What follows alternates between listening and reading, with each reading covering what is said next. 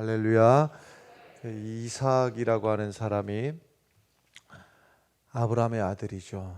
아브라함의 아들 이삭이 가나안에 사는 동안에 기근을 만났습니다. 흉년이 들었습니다. 근데 이 일이 이삭 때뿐만이 아니고 아버지 아브라함 때도 흉년이 기근이 든 적이 있습니다.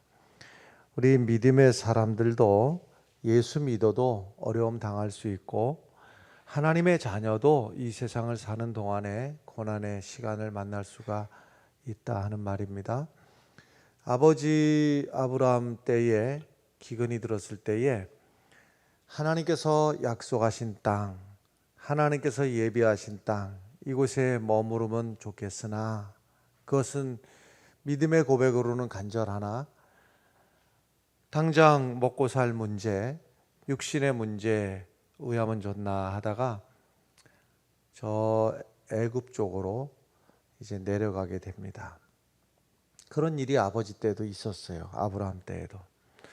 아들 이삭도 지내다가 하나님이 약속하신 땅, 하나님이 예비하신 땅, 가나안 땅에 거하다가 기근을 만나게 되니까 애굽으로 가야 되겠다. 그래서 애굽으로 내려가던 중에 블레셋 땅 그랄이라고 하는 블레셋 땅을 이제 지나서 가려고 거기에 오게 되었는데 여기에서 하나님께서 이삭에게 애굽으로 가지 마라 이렇게 말씀하셨어요.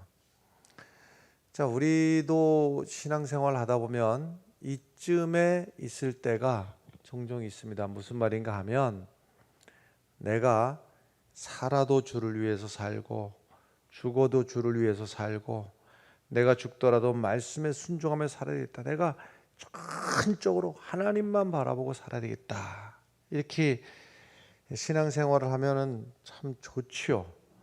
그런데 현실로 딱 돌아가 보면 이웃의 눈을 이렇게 돌이켜 보면 이 먹고 사는 문제가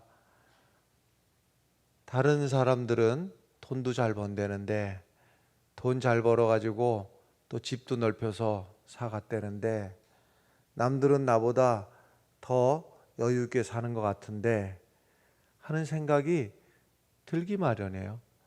나도 그러면 저들처럼 살아볼까 하는데 또 그것도 성령께서 우리의 마음속에 늘 감동을 주시잖아요. 그래서 또 세상 사람들하고 또 똑같이 살기에는 우리의 신앙의 자존심에 허락을 안 하는 거예요. 그 중간쯤 있는 겁니다. 그러니까 이삭이 가나안도 아니고 저 애굽도 아닌 중간쯤에 머무르듯이 우리도 그런 일들이 비일비재하게 많이 있는 거예요.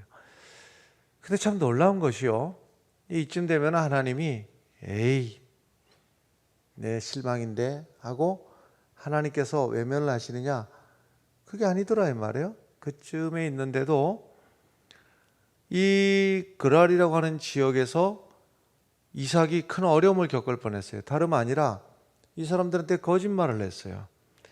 자기 아내가 무척 이뻤던가 봐요. 남들이 이 객지 땅에 와가지고 이삭을 죽이고 자기 아내를 뺏어갈까 무서워서 자기 아내를 누이 동생이라고 그냥 거짓말을 했어요. 사실은 똑같은 그 장면이 아버지도 그 짓을 했어요. 근데 이제 사람들이 어찌어찌 지내다가 집 안에서 이삭이 자기 아내를 이렇게 끌어안는 것을 이제 보게 됐어요. 그래서 사람들에게 소문이 났어요. 그러니까는 너 왜 우리한테 거짓말을 했느냐? 아내면 아내라고 그래야지. 왜 누이 동생이라고 그랬느냐? 너 때문에 우리가 죄를 지을 뻔하지 않았느냐? 멀쩡히 남편이 있는 아내를 우리가 실수할 뻔하지 않았느냐 하는 이제 이런 어떤 추궁을 당하게 되지요.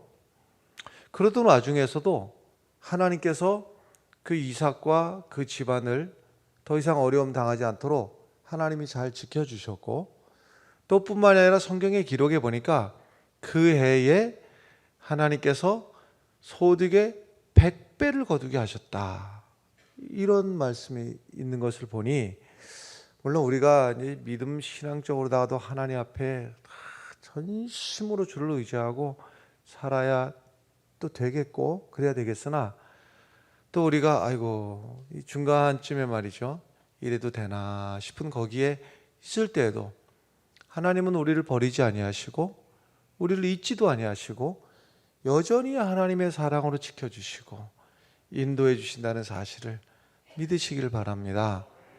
자, 그러던 중에 이제 일어난 일인데, 근데 문제가 이제 무엇이 문제냐면,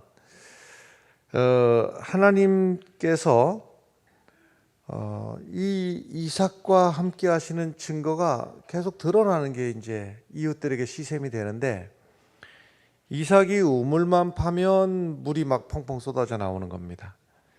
근데 이제 그곳에 있는 다른 사람들이 우물을 파면 물이 안 나오는 거예요. 그러니까 이제 그 지역에 있는 사람들이, 그랄 지역에 있는 사람들이 이삭을 쉬게 해가지고 와서 뭐라도 시비를 하는 겁니다. 그러면 그럴 때마다 이삭이 그 우물을 어찌 보면은 뭐 좋게 생각하면 양보, 나쁘게 생각하면은 참 무능력하게 뺏기고 도망가는 형식이 되는 겁니다. 한 번도 아니고 반복되는 겁니다. 기껏 우물을 파서 물이 솟아나오면 와서 시비를 붙으면 다시 또 양보, 뺏기고 도망가고 다음 또 가고 이러는 거예요. 이런 일이 반복되는 겁니다.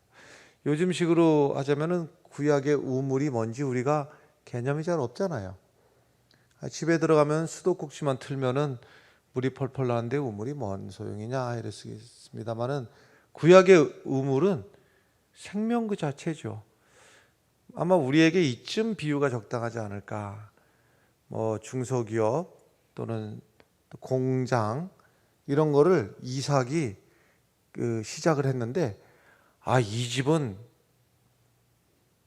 쉽게 말해서 대박 나서 막 주문이 막 쇄도하고 생산하는 물건들이 막 없어서 못 팔리고 막 날개 돋친 듯이 팔려 나가는데 다른 집들은 다 파리만 날리고 있더라. 그래서 와가지고 기껏 잘 되는 사업에 와갖고 누가 시비를 하니까 양보하고 너 가져. 그리고 또 딴 데 가서 다른 사업을 했는데 그 사업이 또 잘 되더라. 누가 시비해서 또 뺏기고 딴 데 갔는데 또 사업이 잘 되더라. 뭐 이런 얘기예요. 우물 얘기가 그런 얘기하고 비슷한 얘기인데, 자, 이런 상황 속에서 23절의 말씀이 의미가 있는 말씀이 있는데 오늘 설교 제목과도 상관이 있고요. 이삭이 거기서부터 브엘세바로 올라갔다 이랬습니다. 이삭이 브엘세바로 올라갔다라고 하는 말씀이 바로 오늘 말씀의 포인트예요. 그럼 브엘세바로 올라갔다는 이 말이 무슨 말이냐 하면, 지금 읽은 26장에 앞에 무슨 내용이 있었는지를 먼저 말씀을 드려야 되는데, 하나님께서 이삭을 찾아오셔가지고 말씀하셨어요. 이삭아, 내가 너와 함께 하겠다.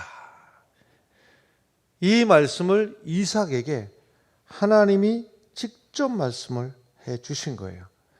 그럼 하나님이 나와 함께 하신다 하는 이것이 어떻게 증명이 되고 어떻게 내가 느끼느냐 하는 것인데, 바로 조금 전에 말씀드렸던 우물 사건이, 아니 이삭이 우물만 파면 물이 펑펑 나는, 아니 우물을 파는 거 여러분, 땅속에 물이 어디서 나는지 어떻게 합니까? 지금이야 온갖 또 여러 가지 관측 장비들로부터 해갖고서는 땅속을 뭐 이렇게 탐지한다 하더라도 지금도 어려운 일인데, 이 구약의 시대에 땅 어디를 파면 물이 날지를 어디를 아는가 말이에요.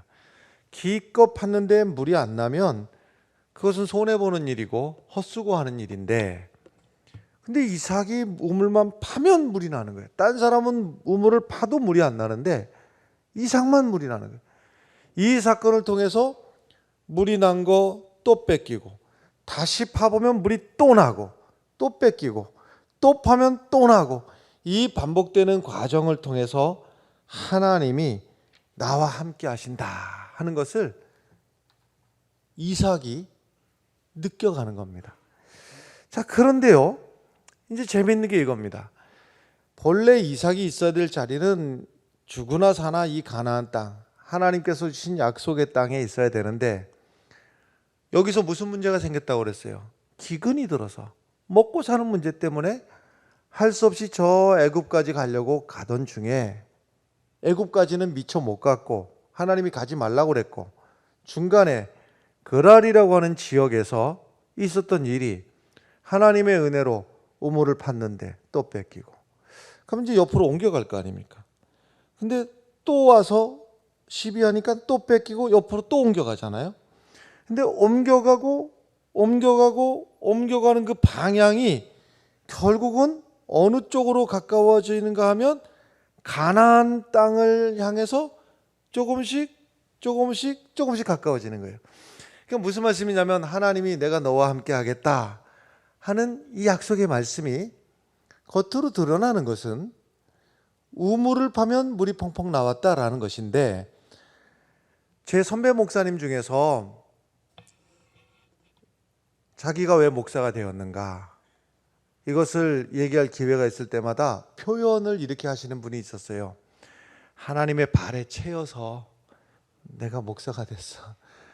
하나님이 일로 한번 툭 차시더니만, 절로 툭 차시더니만, 이 신학대학으로다가 툭 차셔가지고 내가 그러다가 목사가 됐어. 이러는 분이 있는데, 이제 지금 이삭도 말이죠. 주변에는 말하자면 불량배들, 경우 없는 사람들이 와서 이 우물을 뺏은 것 같으나, 결국 하나님이 일로 툭 한번 차시고 절로 툭 차시고, 지금 어느 쪽으로 지금 계속 차가시는 겁니까? 저쪽 가나안 땅 쪽으로 툭 이렇게 차가시는 거예요. 하나님이 차가시는 거예요. 근데 이제 요 브엘세바가 의미가 있다고 제가 말씀드렸잖아요. 이삭이 브엘세바로 올라갔다 하는 이것이 이제 굉장한 포인트가 되는데, 이 브엘세바가 어느 곳이냐? 여러분, 역사상 가장 위대한 제사를 하나님 앞에 드린 그 장면 생각나십니까?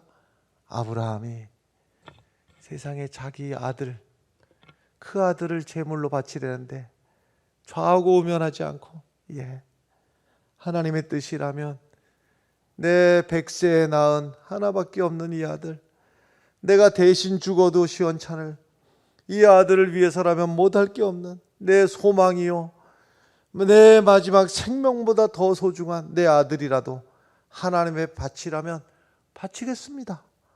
그래서 그 아들을 죽여서 하나님 앞에 바치려고 제단을 쌓았던 그 모리아 산의 제단, 이 제사가 인류 역사상 가장 위대한 제사였던 거예요. 할렐루야. 근데 바로 이 위대한 제사를 하나님 앞에 드리고 나서, 그리고 나서 이 엄청난 영적인 체험을 아브라함도 했고 어린 이삭도 했잖아요. 그리고 나서 바로 그들이 거한 그 지역이 바로 브엘세바였다 이 말입니다. 무슨 말씀인가 하면, 이 브엘세바라는 장소가 주는 의미는 뭐냐면, 내가 잃어버렸던 예배가 회복이 되고, 내 잃어버렸던 믿음이 회복이 되고, 내가 느슨해졌던 내 기도가 다시 세워지고, 내 믿음이 세상 바라보면서 부러워했던 내 믿음이 주께로 초점이 딱 맞아떨어지는 이 자리가 바로 브엘세바였단 말이에요. 할렐루야. 여러분, 이것이 바로 인생의 승리예요. 우리가 여러분 인생을 살면서 한 번 살아가는 이 인생이 하나님 앞에 드려지는 예배가 성공을 해야지 성공적인 삶이 되고, 예배에서 승리를 해야지 위대한 삶을 살아갈 수가 있는 겁니다. 가나안 땅의 흉년이 심해서 현실적으로 하자면, 아마 계산이 빠른 사람, 현실적인 사람 같으면은 빨리 세상적인 방법으로 저쪽에 애굽에 가가지고 그랄 왕 아비멜렉을 찾아가서 타협을 하고 나를 좀 살려달라고 사정도 하고, 다만 이 기근이 지나갈 때까지라도 나 좀 여기 머물게 해달라고 통사정을 하고, 이게 계산 빠른 방법이고 이게 세상 사람들이 살아가는 방법이에요. 근데 믿음의 사람은요, 죽으면 죽었고 하나님이 내게 주신 이 땅에서 내가 마지막 목숨 여기서 거두어 가시면 가시리라 하고 있는 것도 한 방법인데, 그런데 대부분이 중간쯤에 일루도 못 가겠고 가나안으로도 못 가겠고 애굽으로도 못 가겠고, 이게 상당히 많은 경우에 신앙인들이 처해 있는 삶의 자리이기도 하지요, 실제로요. 근데 여기서 점점 이삭이 점점 이것을 깨달아, 하나님이 나와 함께 하시는구나. 우물을 팠는데 물이 나오는 일이 아무나 그럴까? 하나님이 나와 함께 하시는가? 근데 어찌하다가 뺏겼어요? 다시 또 우물을 파보는데 물이 또 나와요. 하나님이 나와 함께 하시는구나. 그런데 어느덧 문득 정신을 차리고 보니까 뺏겨서 도망와서 여기까지 왔는 줄 알았더니 브엘세바까지 와 있더라. 하나님 앞에 내 예배가 회복이 돼야 되는구나. 그래서 하나님 앞에 이제 이삭이 제단을 쌓게 되는 겁니다. 그날 밤에 이 브엘세바에 올라와서 예배를 회복해야 되겠다 하는 이 순간부터 무슨 일이 일어났는가? 24절의 말씀을 보시면 좋겠는데, 24절의 말씀은 같이 읽으시면 좋겠습니다. 그 밤에 여호와께서 그에게 나타나 이르시되, 나는 내 하나님 아브라함의 하나님이니 두려워하지 말라. 내 종 아브라함을 위하여 내가 너와 함께함이 내게 복을 주어 내 자손이 번성하게 하리라 하신지라. 할렐루야. 이삭이 하나님께로 돌아오자 하나님이 기다렸다는 듯이 하나님의 축복의 말씀을 막 주시기 시작하는데요.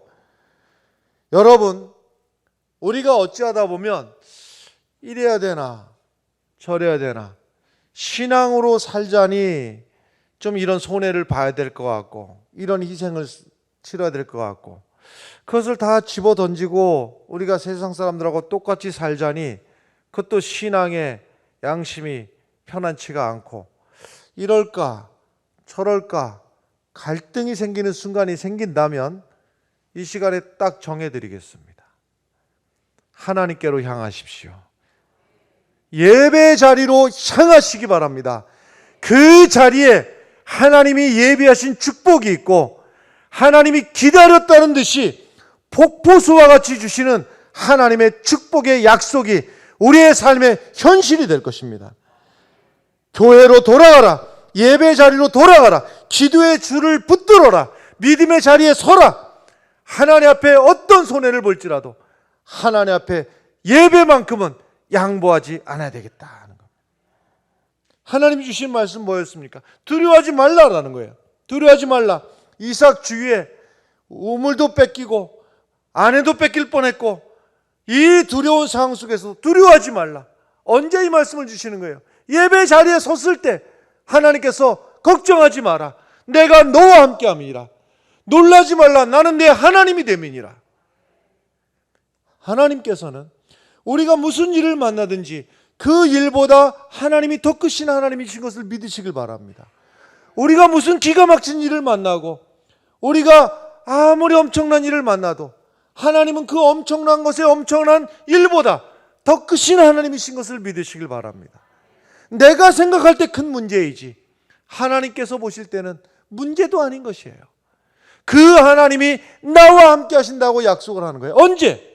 내가 예배 자리를 선택했을 때, 내가 믿음의 자리를 선택했을 때, 할렐루야, 그 하나님이 나의 하나님이라고 하는 거예요. 25절의 말씀을 보겠습니다. 25절 읽습니다. 이삭이 그곳에 제단을 쌓고 여호와의 이름을 부르며 거기 장막을 쳤더니 이삭의 종들이 거기서도 우물을 받더라. 예배가 회복되고 여호와의 이름을 부르며 드디어 하나님의 영광이 임재하기 시작한 거예요. 여호와의 이름을 부르며 하나님 앞에 예배가 회복되고 기도가 회복되니까 하나님의 역사가 현실로 드러나기 시작을 하는 겁니다. 아버지 아브라함은요, 이삭에 비해서 거인입니다. 키가 크다는 의미가 아니고, 키도 컸을 수도 있겠습니다만은 그의 대범함이 거인 같은 분입니다. 아브라함은요.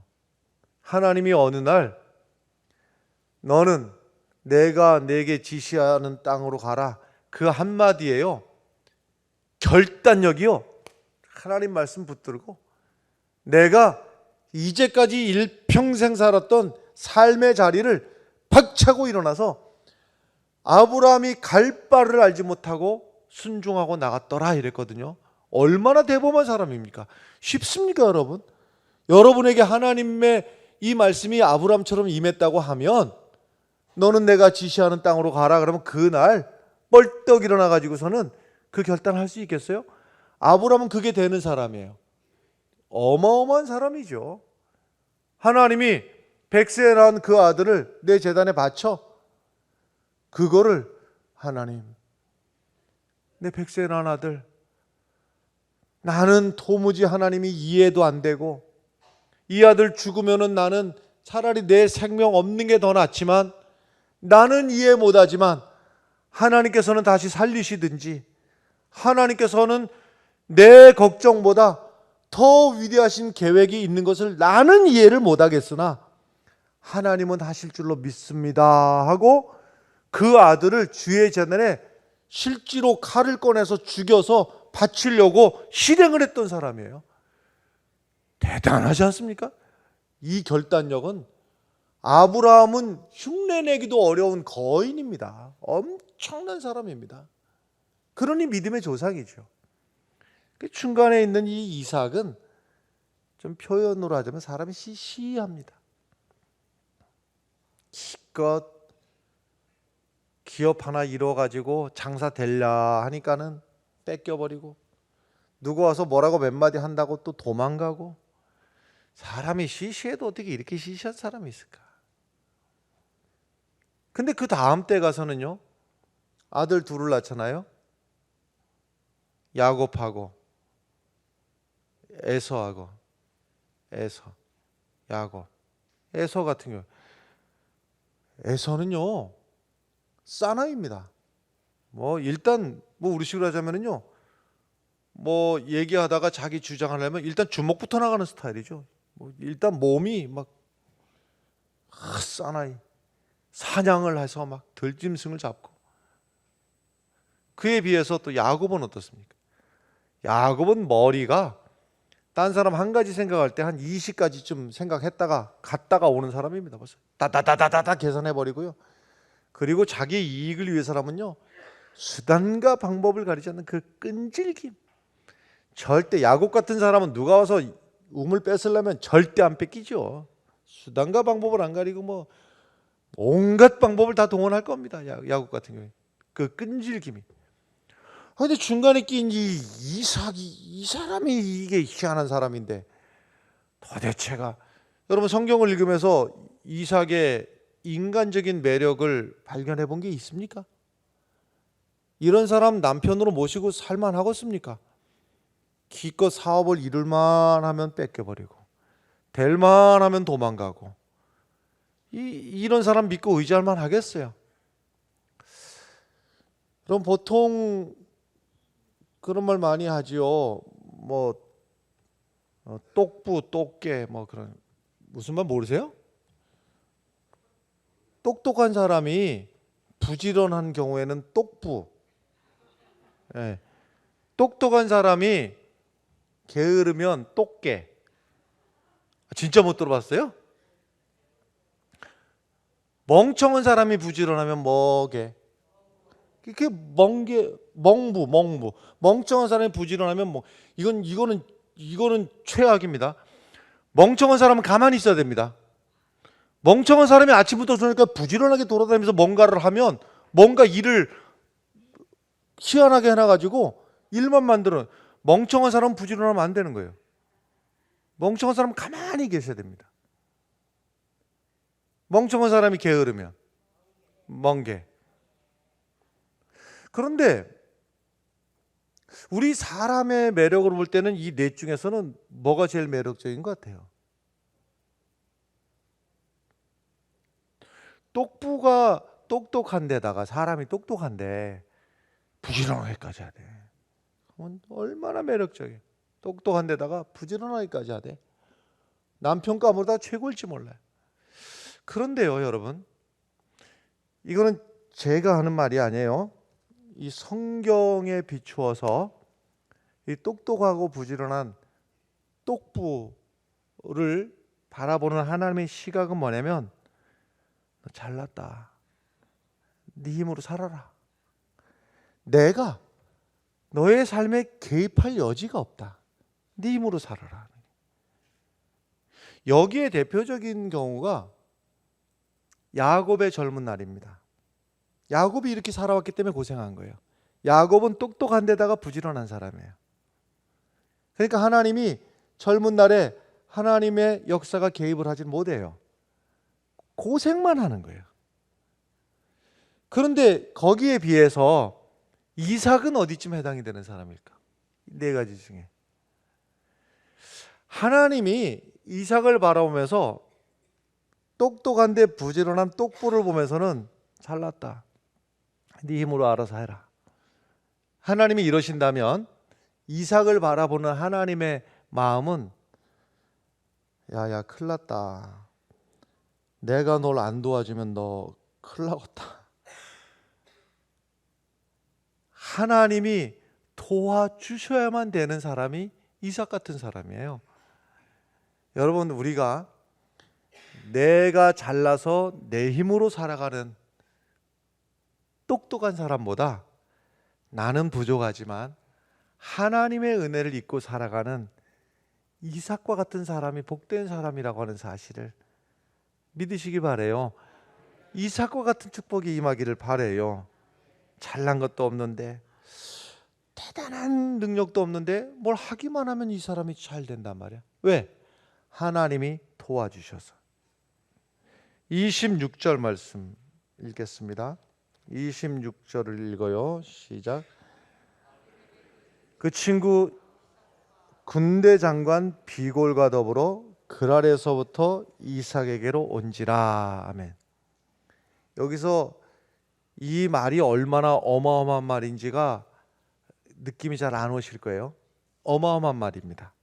아비멜렉이 왕이 전에 저쪽부터 그랄에서부터 지금 이쪽으로 다 밀려 지금 브엘세바까지 오는 거잖아요. 그랄에서 있던 왕이 나에게 왔어요. 왜 왔는가 하면 사정하러 왔어요. 느낌이 안 오십니까? 저 청와대에 계신 대통령이 내게 왔다고. 왜? 뭔가 사정하러 왔다니까. 우리는 뭐 2층 가지고는 놀래지도 않고 하도 담대해서 말이죠. 그러니까 왕이 저 촌동네 사는 이삭에게 사정하러 왔다니까요.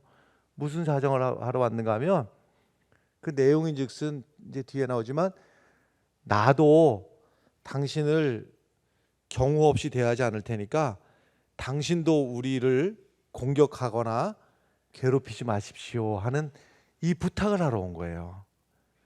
그러니까 이삭을 볼 때요, 이분은 보통 분이 아니다. 이유가 뭔지 아십니까? 아비멜렉의 입에서 하는 말을 보면 하나님이 함께 하시는 분이다 하는 거예요. 왜 이렇게 됐습니까? 이삭처럼 시시한 사람이 제단을 쌓고 예배의 자리까지 오게 되니까 그를 하나님이 존귀하게 높여주신 거예요. 할렐루야.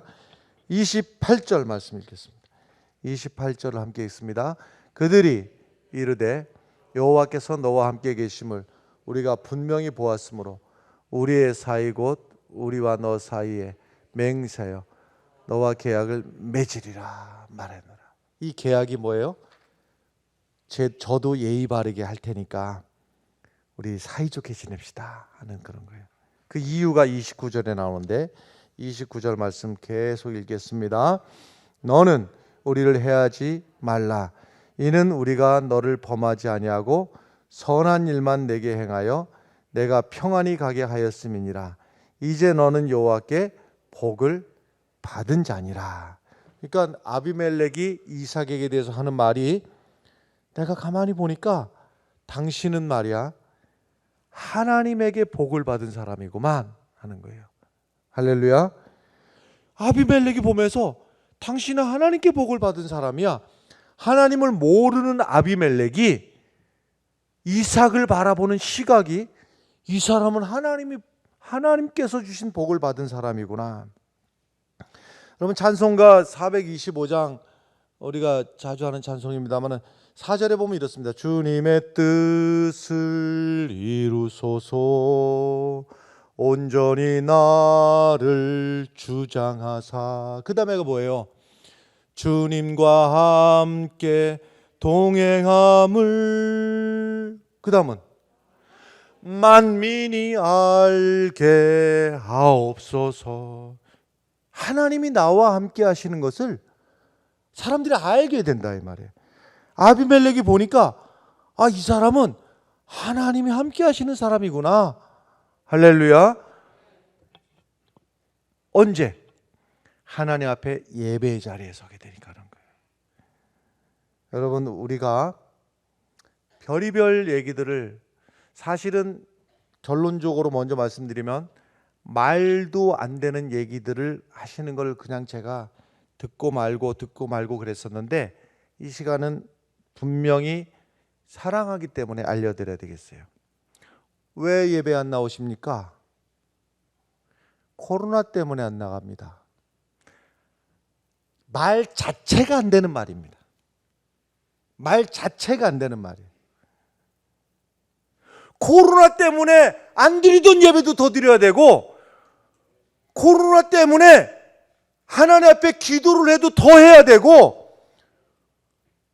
우리의 믿음이 이때가 이 하나님의 코로나라고는 채찍 앞에서 내 믿음을 회개하고 통회하고 자복하고 내 흔들렸던 예배의 자리가 똑바로 세워져 가야 될 자리이지, 코로나 때문에 예배를 안 나간다, 예배를 못 드린다, 이 말 자체가 말 됩니까 안 됩니까?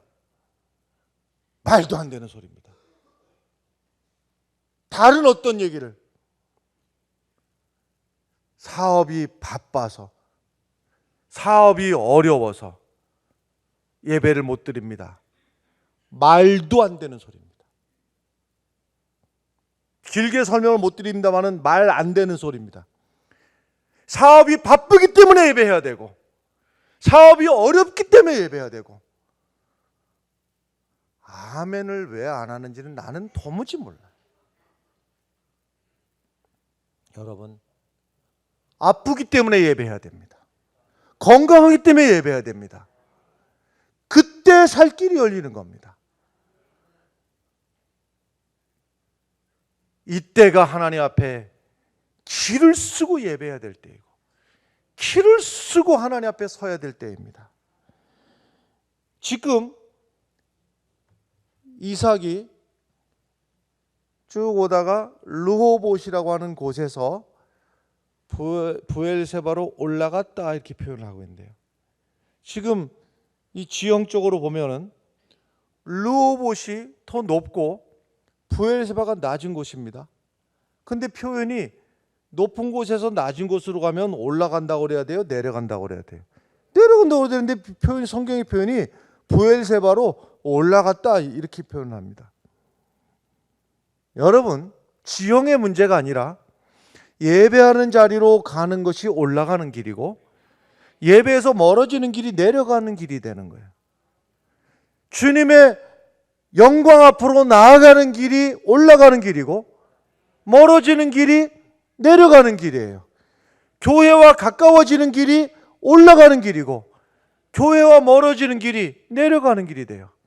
내려가는 인생 되지 않고 올라가는 인생 되시길 바랍니다. 이때가 하나님 앞에 우리는 예배할 때입니다. 기도하겠습니다.